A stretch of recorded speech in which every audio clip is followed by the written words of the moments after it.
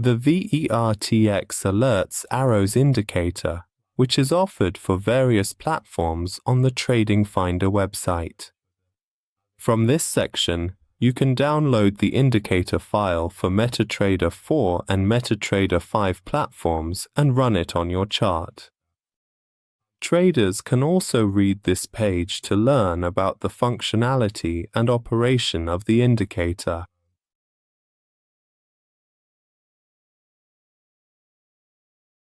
From the Navigator section, select the indicator file and drag it onto the chart to run the indicator. Once the indicator is loaded onto the chart, an oscillator window will appear at the bottom of the chart. Traders can use the Vertex Alerts Arrows Indicator to identify overbought and oversold zones on the chart, and based on the signals generated, they can enter buy or sell positions in the market. This indicator provides us with two signals. When the oscillator line enters our first overbought zone, it gives the first sell signal, and when it enters the extreme overbought zone or our second overbought area, it issues the second sell signal. Here, we can see that the oscillator line has entered the first overbought zone at this point, and a red arrow-shaped signal has been issued for us. After entering the extreme overbought zone, the second signal, in the form of a red circle, has been given, and after that, we see that the price has entered a downward trend. In another section as well, the oscillator line has entered the first oversold zone, and a buy signal has been displayed in the form of a green arrow. As the oscillator line moves into the extreme oversold area, the second signal is issued for us, and after that, we see that the price has entered an upward trend in the market. In the Settings section, under Inputs, there are options available for us. In the first input, we can set the number of candles in the past chart to be analyzed, which by default is set to 1000 candles.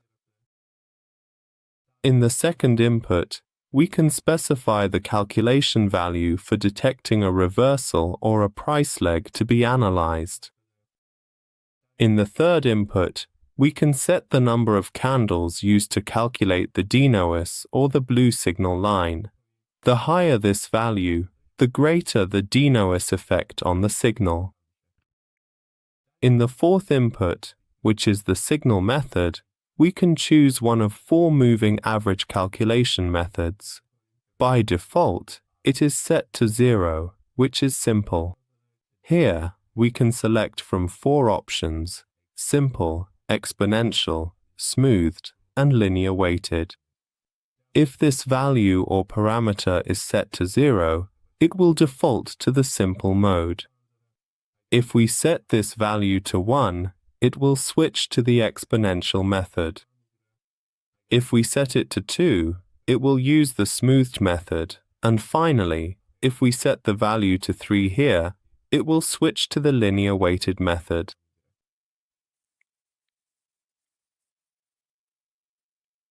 In the next input, we can set the calculation value for the upper band of the Bollinger Band. In the following input, we can specify the deviation value for the upper band of the Bollinger Band. In the next input, we can set the calculation period for the lower band of the Bollinger Band. And in the following input, we can set the deviation value for the lower band of the Bollinger Band.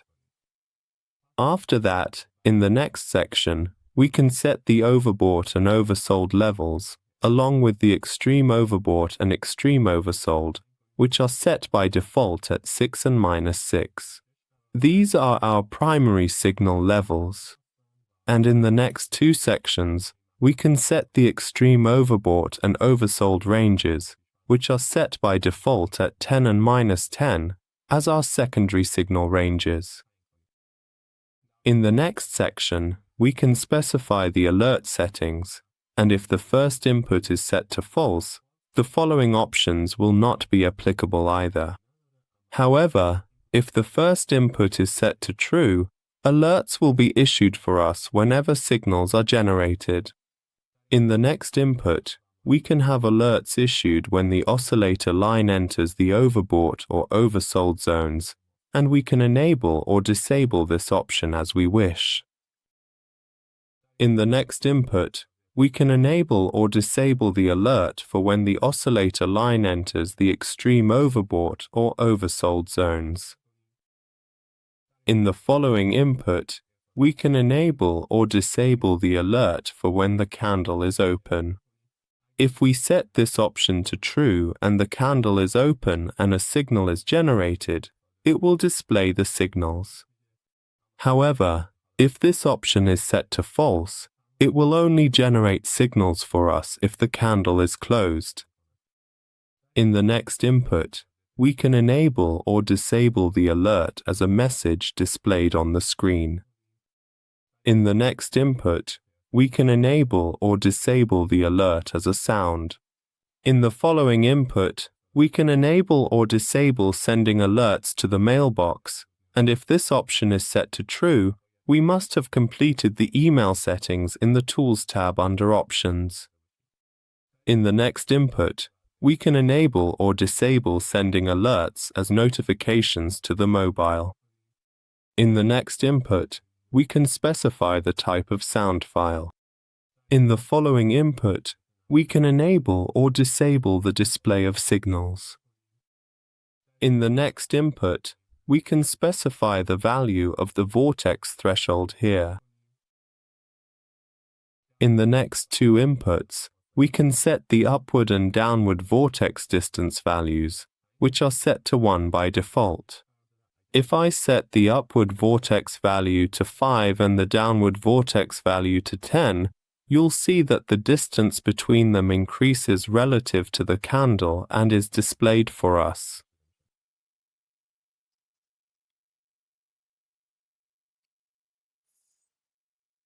This initial input field, positioned here, precisely controls and defines the upward vortex distance, which dictates the vertical extent and reach of the vortex in an upward direction.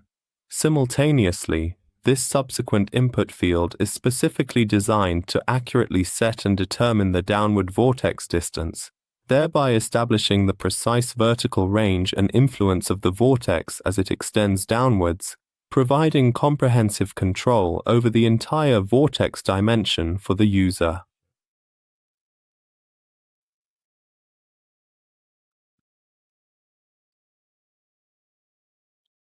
In the next input, we can enable or disable the signals related to entering the overbought and oversold zones.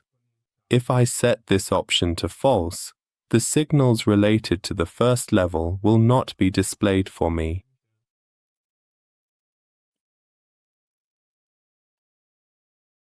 And if I set it to true, it will issue the signals for me.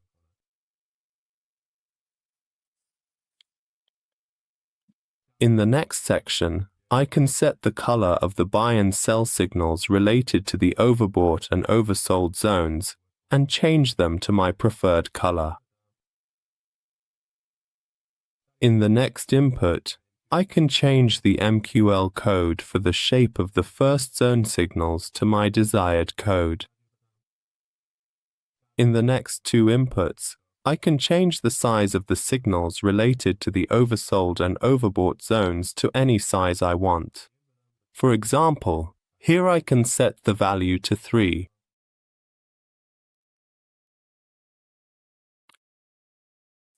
As you can see in this section, the size changes for us.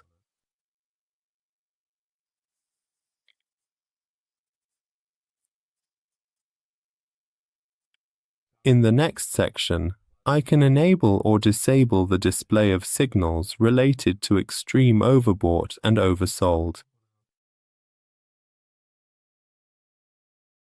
As you can see here, they're not being displayed for us. And if I set this particular option or parameter to true, it will then proceed to display the various signals and their corresponding information for me, providing a clear visual representation of the data. In the next section, I can change the color of the signals for the two extreme oversold and overbought zones to any color I like. In the next two inputs, I can also change the shape of the signals for the extreme oversold and overbought zones to any desired shape, which corresponds to the MQL codes, and select the one I prefer.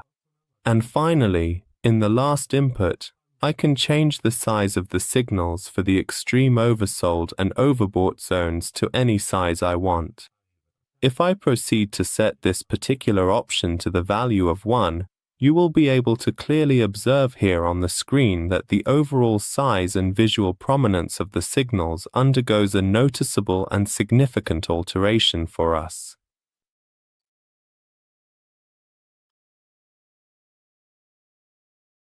Well, friends, we've reached the end of the tutorial for this indicator. I'd be glad if you shared your comments and suggestions with us in the comments section.